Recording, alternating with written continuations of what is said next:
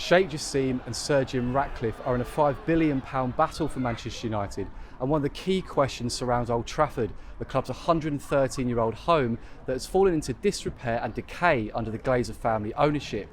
£1 billion may be needed to restore this stadium to its former glories, and fans here have complained about the matchday atmosphere and experiences.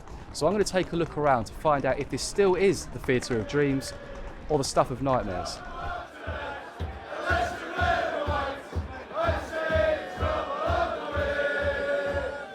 Just on the walk up to Old Trafford, having a look around. Pretty derelict building there.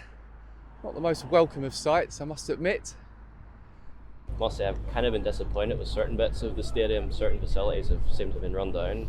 Yeah, it definitely needs an upgrade. As we know, the whole stadium itself, the concourse, everything, the toilets, it's been highlighted recently. Yeah, it definitely needs upgrading.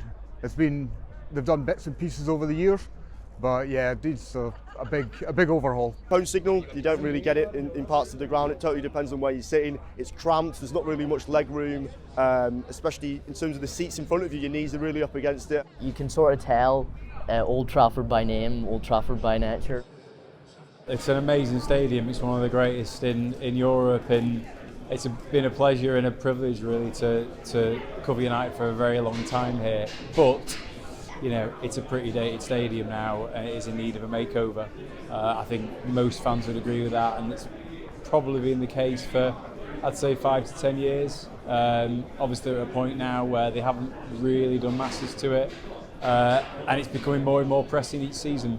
I think there's a challenge for them. Do they sort of plug holes, or do they actually go the whole hog, which is obviously something that they're looking at and a new owner will have to do. There's two obviously major plans: either you redevelop Old Trafford and expand the South Stand, which is where we are stood in the Munich tunnel at the moment. The alternative is to build a new stadium. Obviously some fans will absolutely hate the idea of that and want to see the famous old ground redeveloped.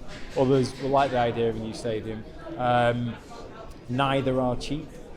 I think there's a lot of issues involved in trying to redevelop the ground, not least, you know, you probably have to reduce capacity. It will probably be a very, very higgledy-piggledy, time-consuming, painful process. So I think the easier solution is to knock it down. Obviously, that is much easier said than done in terms of everything that comes with the nostalgia, the history. You know, I think a lot of fans will have to be consulted on it. The key question then: knock down Old Trafford and build a new one, or renovate the existing one? Oh, you've got to renovate this one and stay here. Renovate it. 100% renovate it. You renovate it, because this is the stadium Manchester United have played in since 1909 or 1910, and I think this is the thing now with United.